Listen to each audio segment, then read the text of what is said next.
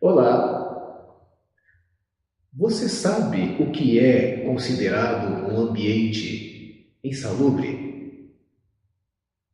Eu sou Valério Wagner e esse é mais um vídeo sobre gestão de segurança do trabalho.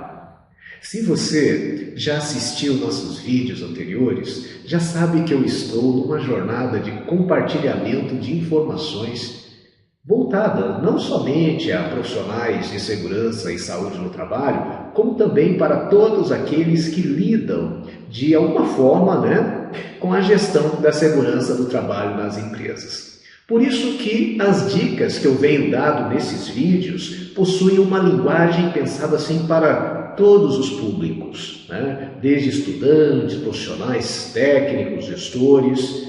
Então é isso. São breves dicas apresentadas de forma simples, mas com, eu espero, com conteúdo relevante para você. Certo? Bem, então vamos ao assunto desse vídeo, a questão desse vídeo, que é a insalubridade. Um ambiente insalubre é aquele ambiente que oferece um risco nocivo ao trabalhador, ou seja, prejudicial, poderá acarretar ao longo do tempo que ele ficar exposto uma doença do trabalho, uma doença ocupacional, podendo também, Então, a insalubridade, ela é regulamentada através da NR15 do Ministério do Trabalho. Então, se você quer obter informações mais consistentes, dê uma olhada na norma número 15. Lá você vai encontrar o quê? Lá você vai verificar limite de tolerância para os riscos que devem ser avaliados quantitativamente. Você vai encontrar também riscos que deverão ser analisados de forma qualitativa através da inspeção no local de trabalho. Também você vai observar na NR15 a questão dos adicionais de insalubridade. A norma ela menciona que, dependendo do risco, o trabalhador poderá ter que receber um adicional ao seu salário que corresponde a 10, 20 ou 40%. Poderá corresponder a esses percentuais. A própria norma menciona qual o risco e qual o seu respectivo percentual de insalubridade. Então, o que é importante que o gestor da empresa lá saiba sobre essa questão de insalubridade? Se tem trabalhadores expostos a essas classes de riscos físicos, químicos ou biológicos, é importante que seja elaborado um documento de gestão de segurança do trabalho chamado laudo técnico de insalubridade. Esse laudo, geralmente elaborado por engenheiro de segurança ou também por médico do trabalho, ele vai fundamentar, e vai dizer, vai ser conclusivo para o responsável da empresa, para o empregador, dizendo a ele se é devido o adicional a algum trabalhador, alguma função, de acordo com o risco que ele está exposto. Eu vou citar um breve exemplo, que a norma é bem complexa, tem várias particularidades, mas só para a gente ilustrar, eu vou citar aqui com o risco físico, o ruído.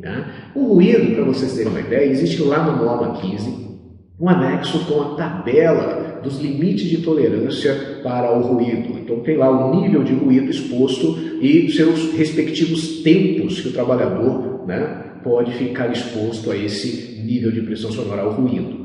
Então, vamos pegar aqui, lá está dizendo que ruído, 85 decibéis, 8 horas de trabalho, o trabalhador poderá ter um direito ao adicional de insalubridade. Por que eu digo poderá ter? Porque se o ruído no ambiente é 85 decibéis, que seja 86, 90 decibéis, mas é fornecido para esse trabalhador um meio que controla esse risco, que seja lá uma proteção auditiva, por exemplo, então não será devido o adicional de insalubridade, desde que seja fornecido um protetor que diminua esse ruído abaixo dos 85 decibéis e que seja comprovado que o trabalhador usa adequadamente, que ele teve um treinamento para usar adequadamente esse EPI, que é eficaz, que realmente protege e que faz com que esse trabalhador tem o seu risco controlado, não vai adoecer ao longo do tempo que ele ficar exposto a esse tipo de risco. Então esse é um exemplo. Então tem vários riscos que nós conseguimos controlar individualmente, em alguns casos até controlar coletivamente, e aí não se faz jus o pagamento desse adicional de insalubridade. Então, não é o simples fato de existir um risco no ambiente que vai significar o pagamento adicional de insalubridade. Nós temos que analisar se o risco ele incide sobre o trabalhador, se ele é prejudicial ao trabalhador. Mas é importante que se tenha certeza que há uma eficácia na prevenção, na proteção do trabalhador exposto a esse risco. Ok? Então, resumo da história aqui. Insalubridade geralmente vai recair a riscos físicos, químicos e biológicos. Riscos físicos, químicos e biológicos citados na NR15. Desde que não haja proteção adequada, né? Então, deverá existir aí um documento, o chamado laudo técnico de insalubridade, que vai fundamentar isso para a empresa, que vai ser conclusivo e vai apresentar isso para a sua empresa, se é necessário ou não o pagamento desse adicional. Muitas empresas fazem o pagamento sem ter o laudo, mas já vi vários equívocos ocorrerem por causa disso. Então, o correto é ter um documento lá elaborado dizendo realmente se tem que pagar e qual o seu respectivo adicional. Ok? Ou muitas vezes até dizendo que deveria pagar, mas se tiver a prevenção, a empresa pode adotar o meio de controle, né? Devemos priorizar por isso, não pelo pagamento adicional. A ideia na gestão da segurança do trabalho não é priorizar a insalubridade, mesmo pelo contrário, nós não queremos que pague adicional, nós queremos que proteja o trabalhador. Então, muitas vezes o engenheiro, o médico, quando vai elaborar o laudo, ele vai orientar, olha, tem que pagar, mas se você adotar esse meio de controle, não precisar pagar mais.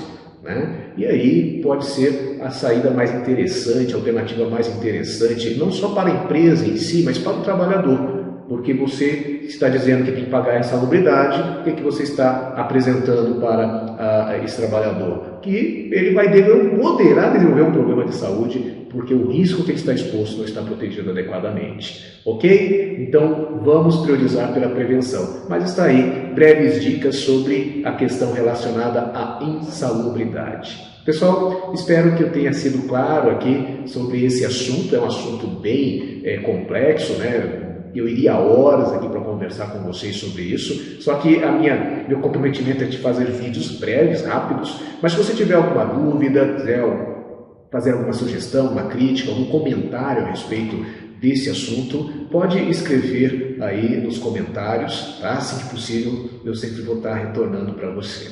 Muito obrigado por estar me acompanhando em mais esse vídeo. Até a próxima.